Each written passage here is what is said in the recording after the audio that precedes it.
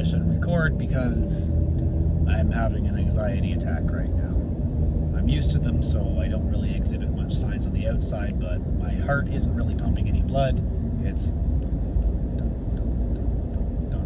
done. Yeah, it's the palpitation going pretty fast, and I have a tightness in my chest, having trouble breathing, etc. Physically, though, I'm fine. I have full motor function, full cognition. There's no loss of senses or anything like that. That's not really how it works with me, which is great. It just caused me to have to breathe manually, and yeah, it just hasn't.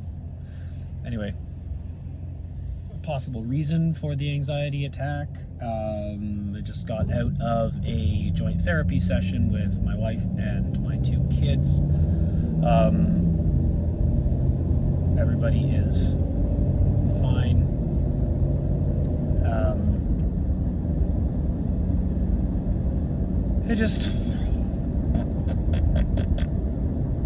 I just don't really feel welcome in any context of my family. I think it's just, I feel so out of place, and I feel so afraid of making a mistake and being gun held over my head, and anything. It's just generic anxiety. There's no real evidence or anything to point to. It's just that's just the way it is. It's it's all happening in my head, and there's things in the past that contribute to it and cause things, but that's a normal thing about anxiety. Is it's not rational, it's not logical. That's what anxiety is. It's just your body is having a fear, a panic reaction to an assumed danger,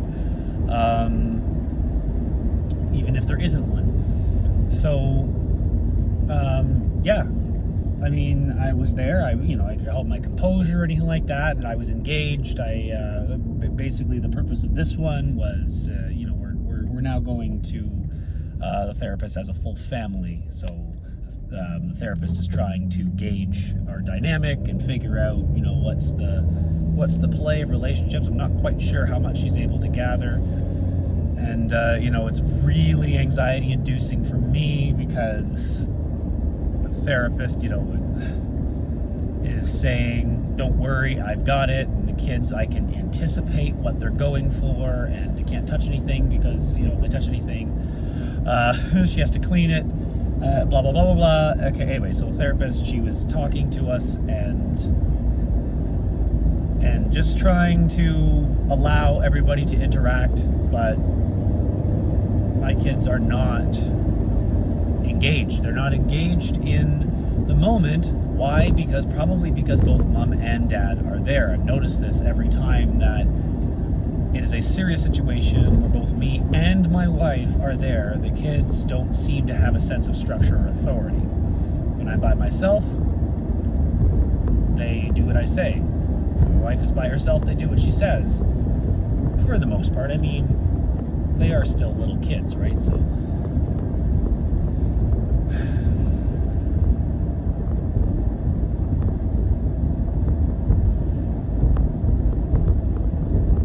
I don't trust this therapist.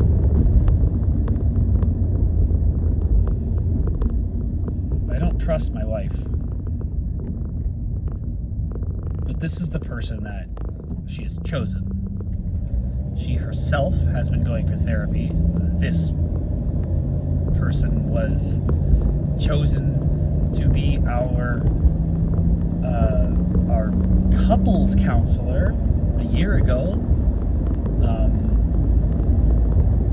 Well, I guess, yeah, not quite a year ago. And that didn't happen. This person is individually seeing our kids, and now we're doing a family thing. So at the very, very least, I get to be involved. I don't trust this person, but I don't really have a say. This is the person that my wife has chosen, and my kids are going to see. He's licensed in something called play therapy, which conceptually I'm okay with, but she's just way too quick with guided suggestion and doesn't really create an environment that is conducive to how, especially my son, especially how he thinks, or how my daughter thinks. Just, if the kid's not responding, oh, here's a suggestion. Oh, do you think, like one of these, like, oh, do you think maybe blah, blah, blah, like very, very suggestive, to the point where the answers aren't really their own. I'm like, I'm not comfortable with this. And so I have to just keep my mouth shut, and I'm part of this, and I answered the questions, and I was part of it, and I was engaged, and I tried to be engaged, and it was one of these things where, just trying to play this game where you try to, bounce back and forth and say, hey, what's something you like about this person? What's something you like about this person? Like toss the ball to this person, say something nice about them, that sort of thing. And there's another game. It's like, okay, now toss the ball and say something you like doing with that person. And so I tossed it to my daughter, and I like this. I tossed, and then she tossed it to my son. He tossed it to me, or tossed it to mommy, and I get back and forth. I tossed it to my wife. I complimented her, and in both games, in both rounds, she managed to get out of tossing it to me both times. And the matter wasn't pushed. It could have been an accident, but this is a person that my wife has been seeing as an individual therapist for 8 months on her own, and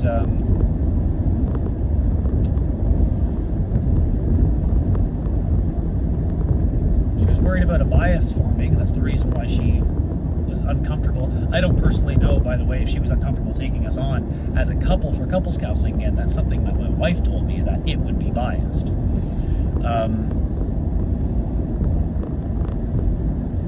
It took me a while to sort of realize, after I had cataloged some things, and sort of realize, like, I know it's been 6 months, and yeah, there's a potential bias there, but I'm willing to risk that. But anyway, I have my own help. I do have my own professional help, somebody I do trust, for myself. But they don't do children's therapy and play therapy. So anyway, the positive is we're doing it all as a family, and that's good. But when I'm there, it's just I have no control, and I just every single interaction with, when my wife is around, I feel like being controlled. Even if she's not around, it's like she enters any minute, and I'm being controlled. Everything I do is just being scrutinized and being. So I do anything. Right now I'm just talking things through, because it is very difficult for me to reconcile in my head an ideal situation where mommy and daddy are not a team.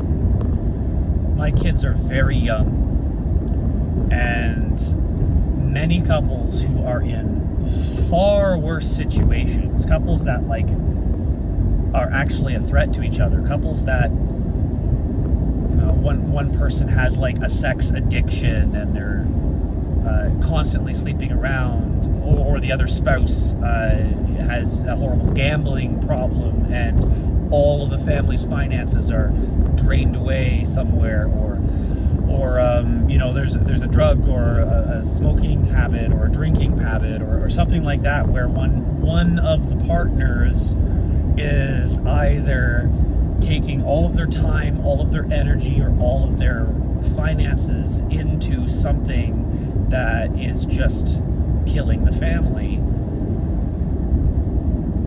Those to me are valid reasons. This person's a danger, but in our situation, it's I'm scared of making a mistake, and she either is not aware of that, because it's not something that I've heard her verbally acknowledge, but I've definitely brought it up many times. I try to be transparent. I do try to be transparent, at least with what is in my head at the time.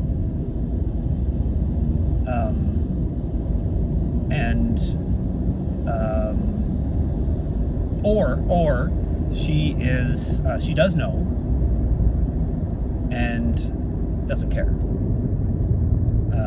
or doesn't mean anything to her. I don't mean she doesn't care like as in an aggressive thing. I mean like she knows that and it doesn't mean anything to her. Or worse yet, she is aware that I am afraid to move and is using it as a control tool, which I can confirm is the result, but it may not be the intent.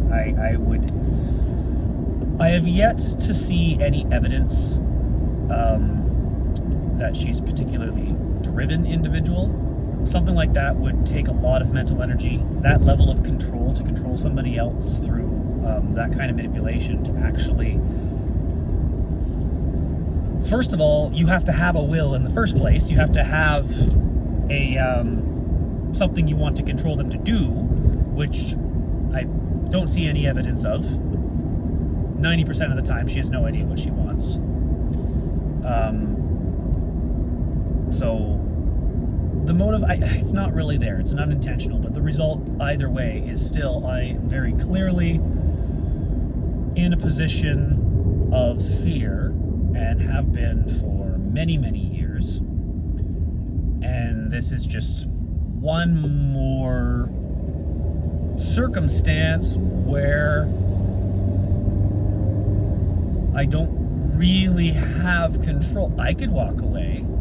I don't have to be there. This is the thing too, like, you know, if something makes you uncomfortable, walk away. It depends. Yes, ultimately you shouldn't hang around if a situation is causing you anxiety or damage, whether it's emotional damage. You shouldn't really just hang around for the sake of toughing it out. That's really bad. And that is a true statement. That is good advice. But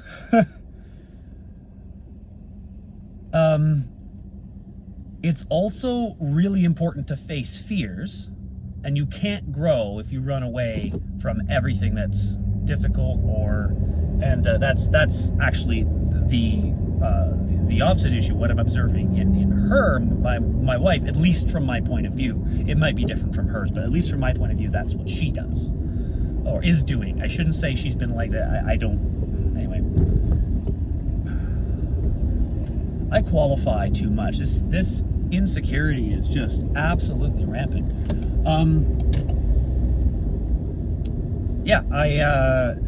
That's the thing, and that's what I think the divorce is. That's what I think the purpose is there. It's just that there's too much weight, there's too much emphasis on growth, there's too much need for both of us to change, to grow. And I decided to take that on in a very, very painful way, and she decided that I should take that on in a very, very painful way. And when she didn't like,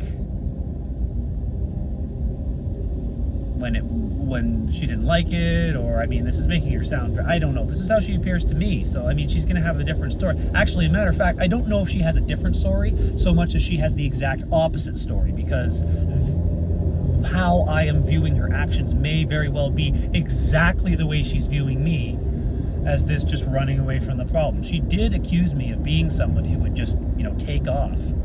And that is never, I have never done that, ever.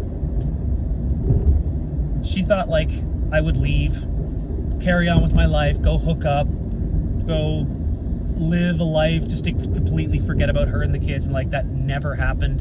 There's no history of that. She doesn't have a past relationship where somebody did that. Like, there's no history of this kind of behavior.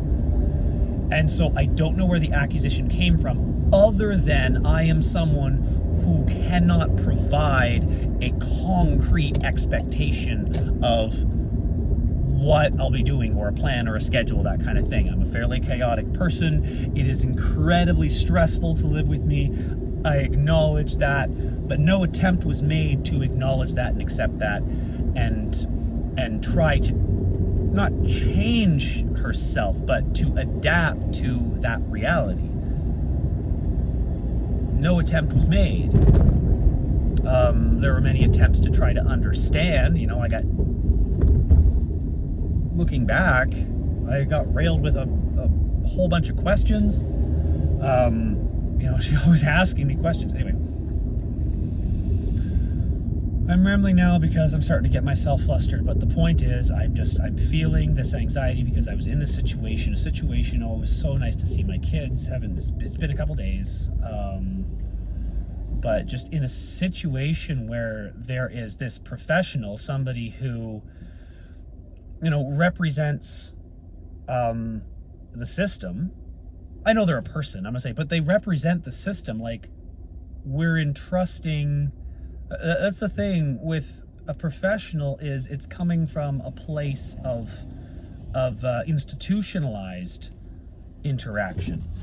There's a time and place for that, but what I'm observing is it has replaced the parental role that my wife is willing to put forward right now, and I'm not really capable of doing, whether I lack the particular skill that she does. I recognize it as a skill in her, but maybe it's a skill we both lack, and we should have looked outward to family members, to friends, that's what I do. I seek help, and she doesn't. She seeks validation. She justifies the current situation, justifies her decisions, her actions, and just kind of plows through. And as long as nothing is challenging, just keeps on.